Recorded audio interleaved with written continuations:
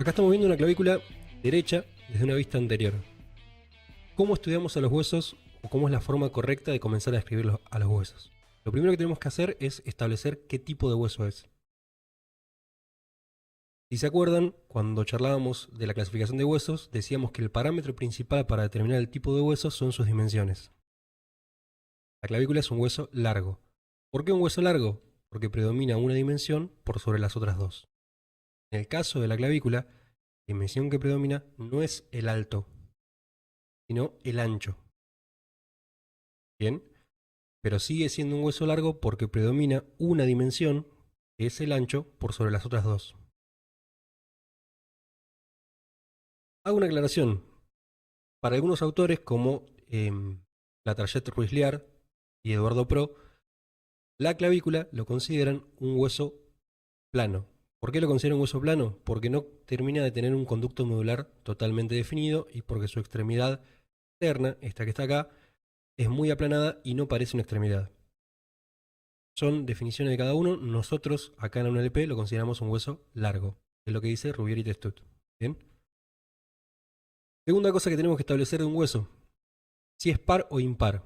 Todos los huesos de los miembros son huesos pares. ¿Por qué son huesos pares? Porque tenemos dos miembros. Tenemos dos miembros superiores y dos miembros inferiores. Uno derecho y uno izquierdo. Por lo cual todos los huesos que estudiemos de los miembros van a ser huesos pares. Tenemos una clavícula derecha y una clavícula izquierda. Bien. Y acá la vemos en posición anatómica articulándose con el esternón, con la escápula u omóplato. Tercera cosa que tenemos que establecer en un hueso. Ya dijimos tipo de hueso, hueso largo, distribución, par, la ubicación. ¿Dónde está ubicada la clavícula? La clavícula va a estar ubicada en el miembro superior, pero precisamente en un lugar puntual o en una estructura puntual que es la cintura escapular. Por lo cual va a tener un extremo o una parte de la clavícula que va a estar en el hombro y otra parte de la clavícula va a estar superpuesta al tórax, que es la parte que se articula con el esternón. ¿Cómo vamos a describir la clavícula? Una vez que ya hablamos del tipo de hueso, la distribución y la ubicación. Todos los huesos largos, si se acuerdan, tenían para su descripción un cuerpo o diáfisis y dos extremidades o epífisis. En el caso de las extremidades, con los huesos largos, lo que vamos a utilizar son los términos de situación y dirección. ¿Qué quiero decir con esto? Que para diferenciar las dos extremidades o epífisis, vamos a sumarle un término de situación y dirección. En el caso de la clavícula, por la disposición tenemos una extremidad interna o medial, porque está más cerca de la línea media, y una extremidad externa o lateral, porque está más alejada de la línea media. También en los libros la pueden encontrar como extremidad acromial, porque articula con el acromion, ahora vamos a charlar lo que es, y a la epífisis interna como extremidad external, porque articula con el esternón. Vamos a comenzar a describir las extremidades primero y después vamos con el cuerpo. ¿Qué tenemos para decir las extremidades? A simple vista, lo que más nos llama la atención es que la extremidad externa o lateral o acromial es mucho más chatita. Está aplanada de arriba hacia abajo. Mientras que la extremidad interna o medial o external tiene una forma más bien cilíndrica. ¿Sí? Esa es la primera diferencia que encontramos en las extremidades. La externa es aplanada, la interna es más voluminosa, cilíndrica. Van a leer los libros que dice que es roma. Algo romo es algo sin filo. La otra cosa llamativa que tienen las extremidades es que tienen superficies articulares. Tenemos parte de esas extremidades que articulan con otros huesos. Bien, siempre que veamos una superficie articular son superficies lisas, que no tienen rugosidades. ¿Por qué no tienen rugosidades? Porque como son articulaciones móviles, si hubieran rugosidades aumentaría la fricción, el roce, el desgaste y la temperatura. Entonces, cada que veamos una superficie lisa, tenemos que pensar que es una superficie articular. Bien. En el caso de la extremidad externa, tenemos una superficie articular para el acromion. En el caso de la extremidad interna o medial, tenemos una superficie articular para el esternón. Y eso es todo lo que tenemos que saber de las extremidades de la clavícula. Nada más.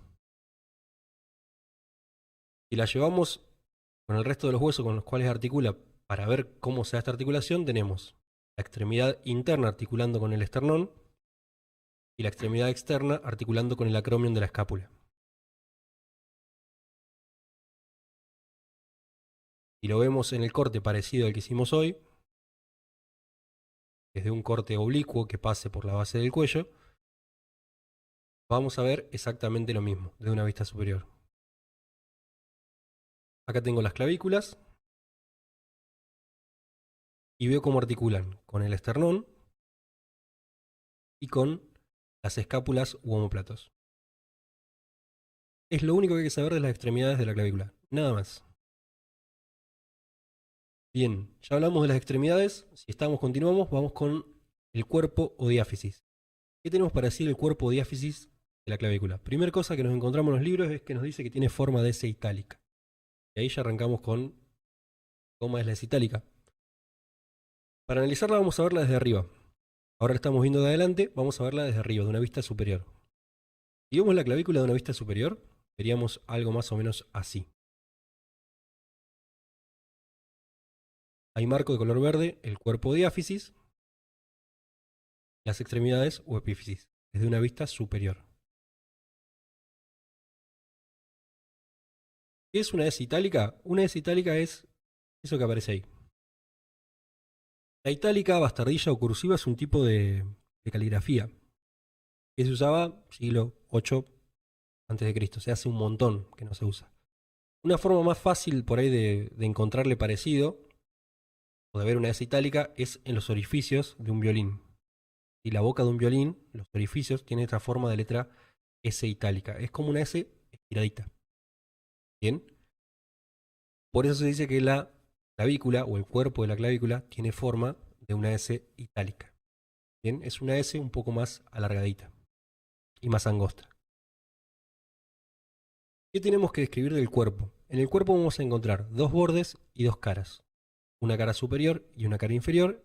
Y en cuanto a los bordes vamos a tener un borde anterior y un borde posterior. Agrandamos un poquito y vemos el borde anterior de color turquesa y el borde posterior de color violeta. Para estudiar al cuerpo de la clavícula, lo típico es dividirlo en tercios. ¿Sí? Agarramos la clavícula y la dividimos en 3. Y a partir de esta división en tercios, vamos a hablar de los 2 tercios internos y del tercio externo. ¿Bien? ¿Cómo son esos tercios? Van a ser cóncavo y convexo dependiendo qué parte estemos viendo. ¿Qué es cóncavo y convexo? Si yo veo una estructura, un objeto, curvilíneo como el que estoy viendo acá, y lo miro desde este lado, del lado donde se forma esta cavidad, es el lado cóncavo. ¿Bien? Yo lo miro de este lado, es cóncavo. Yo lo miro del lado donde hace la pancita, de este lado de acá, es convexo. ¿Bien? Entonces cóncavo es un objeto curvo, la parte donde se forma la cavidad, convexo es la parte donde se forma la pancita. Un objeto cotidiano que podemos utilizar, la cuchara. ¿Sí? La cuchara tiene un lado donde nosotros la cargamos, le ponemos dulce de leche, mermelada, querramos comer, y es el lado cóncavo. Y el lado de la pancita, el dorso de la cuchara, la parte de abajo de la cuchara, es el lado convexo. Con la clavícula vamos a utilizar estos mismos términos. Entonces, decimos que en cuanto al borde anterior, los 2 tercios internos son convexos, mientras que el tercio externo es cóncavo. El borde posterior pasa al revés. 2 tercios internos son cóncavos y el tercio externo es convexo. ¿Qué más tenemos para decir de los bordes, además de señalar qué parte es cóncava y qué parte es convexa? Tenemos inserciones de algunos músculos. Vamos a encontrar algunas pequeñas rugosidades que son para las inserciones de 5 músculos. 2 músculos que se insertan en el borde anterior y 3 músculos en el borde posterior. En el borde anterior se inserta el pectoral mayor en sus 2 tercios internos y el deltoides en su tercio externo. Mientras que en el borde posterior se inserta apenitas una partecita del esternocleidomastoideo. En los 2 tercios internos se inserta el esternocleidomastoideo y en el tercio externo se inserta el trapecio. ¿Sí? Tenemos ciertas rugosidades que son para inserciones musculares. No nos vamos a enroscar demasiado ahora con los músculos, los vamos a ver cuando lleguemos a la parte de miología del miembro superior. Pero esto sería todo lo que tenemos que describir o lo que podemos describir de los bordes de la clavícula.